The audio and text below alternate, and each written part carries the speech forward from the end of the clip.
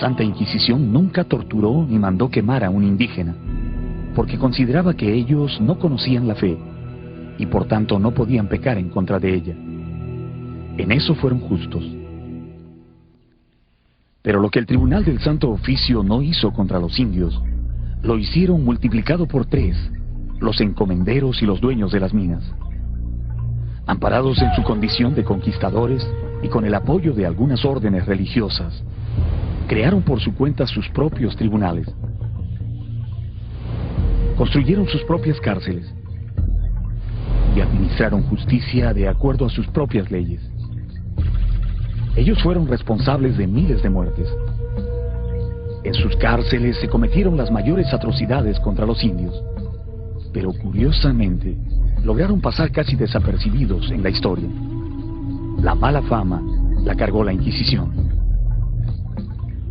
Hoy vamos a conocer uno de los sitios más aterradores de la época colonial. Un lugar donde todavía se escuchan los gritos de millares de indios que fueron brutalmente torturados y muertos por los conquistadores. Una horrenda prisión a donde aún no ha llegado el juicio de la historia.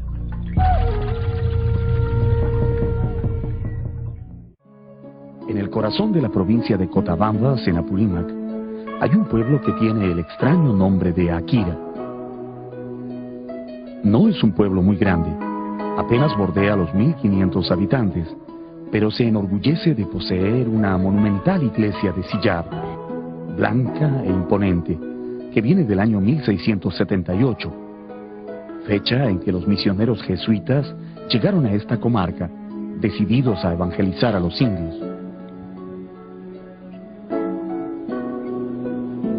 Por aquel entonces, Akira era la capital de todas las provincias de altura del Apurímac, y ya se había hecho famosa por el descubrimiento de varias minas de oro y plata que atraían a numerosos españoles, ansiosos de explotar esas riquezas. Para trabajar las minas, los europeos reclutaron por la fuerza a miles de indios, sacándolos de sus casas y comunidades y obligándolos a trabajar hasta morir bajo el cruel sistema de la mita.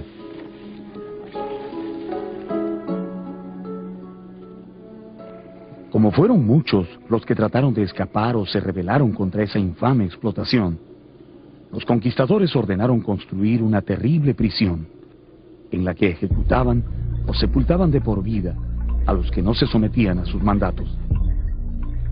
Esa prisión se llamaba el Castillo de Santa Bárbara, pero los indios la conocerían para siempre como la Caca Cárcel o Cárcel de Piedra.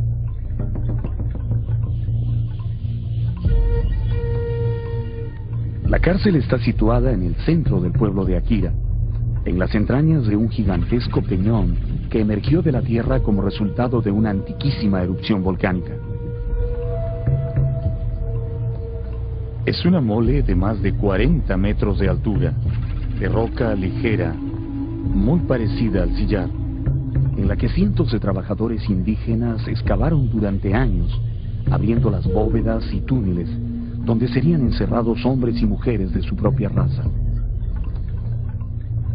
Todo el conjunto fue rodeado por un elevado muro con una sola puerta de entrada, celosamente vigilada por guardias armados. En la parte más alta del peñón todavía se conserva la silla de piedra donde se sentaba el vigía principal, que controlaba todo lo que ocurría en la cárcel y en el pueblo.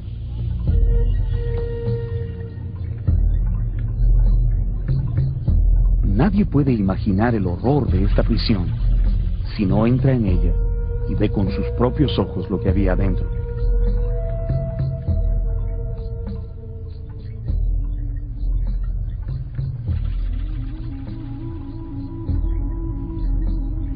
La entrada a esta prisión estaba fuertemente custodiada por 3 puertas de fierro que cerraban el paso a los extraños e impedían cualquier intento de fuga. La primera puerta, hecha con gruesos barrotes de hierro, estaba ubicada aquí. Luego, había una puerta levadiza que subía y bajaba utilizando un mecanismo de poleas. La tercera era una puerta de giro que daba acceso al interior. Al cruzar estas 3 puertas, el prisionero entraba en un mundo terrible, del cual casi nunca lograba salir vivo. Cruzando la puerta, aparece de golpe la gigantesca pared del peñón, que se eleva verticalmente como cortada por un cuchillo.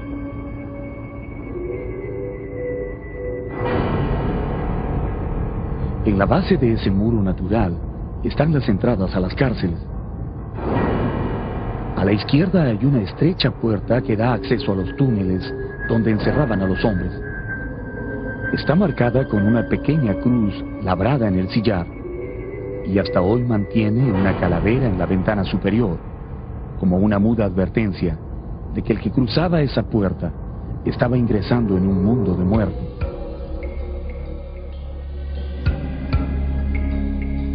Al lado derecho está la boca del túnel donde encerraban a las mujeres. ¿Qué profundidad tienen esos túneles? ¿Hasta dónde ingresan en el corazón de la montaña? ¿Cómo vivían los presos en el interior? Solo hay una manera de saberlo: pasando por esta puerta.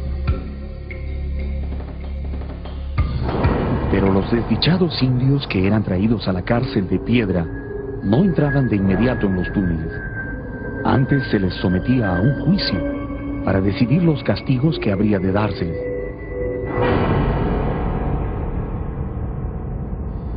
En la parte posterior del peñón, a 18 metros del suelo, está el tribunal, donde los corregidores de las minas, en compañía de los religiosos de la comarca, juzgaban y sentenciaban a los indios rebeldes que no querían cumplir con la mita.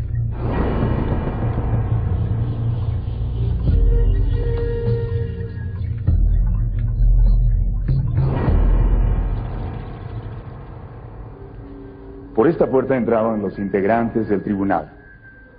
Aquí se sentaba el juez principal, allí el fiscal acusador, y en ese lugar un fraile o sacerdote intermediario. Esos bancos eran para el acusado o los acusados. En este tribunal se decidía en cuestión de horas la vida o la muerte de seres humanos que ni siquiera entendían por qué los estaban juzgando. En el techo del tribunal se ve un agujero en forma de embudo que sale al exterior. Por allí bajaban una soga que servía para colgar en el acto a los que eran sentenciados a muerte. Realmente, esos eran los más afortunados, porque ya no sufrían los horrendos castigos que se imponía a los indios que habían intentado escapar o que no cumplían con el trabajo. Los dibujos de los cronistas de ese tiempo muestran indios colgados, flagelados, mutilados, puestos en cepos o martirizados hasta la muerte por los corregidores de minas. En esa época la fuente de la riqueza era la masa de trabajo indígena, entonces esta era explotada salvajemente. Entonces cuando los indígenas, escapando de esa explotación, huían y rompían la normatividad, como el caso de la mita minera, entonces eran sancionados con mucha crueldad. Los religiosos participaban en los juicios, acusando a los indios de herejes y servidores de demonios. Pocas veces la iglesia se solidarizó con el triste destino de los nativos, enrolados por la fuerza en las minas. Terminado el juicio, los prisioneros eran enviados a las cárceles a cumplir penas que podían variar entre unos meses y varios años. Pero aun cuando la condena fuera leve, muy pocos lograban salir con vida de los túneles de castigo. Pasando la angosta puerta de la cruz, los reos ingresaban en estas mazmorras, herméticas, húmedas y malolientes, en donde jamás se veía un rayo de sol. Eran como tumbas de piedra, en las que cada prisionero buscaba a tientas un lugar donde recostarse. Los túneles penetran docenas de metros en el interior de la montaña, formando un laberinto de bóvedas de diversos tamaños que albergaron a cientos de indios condenados a morir de frío o inanición.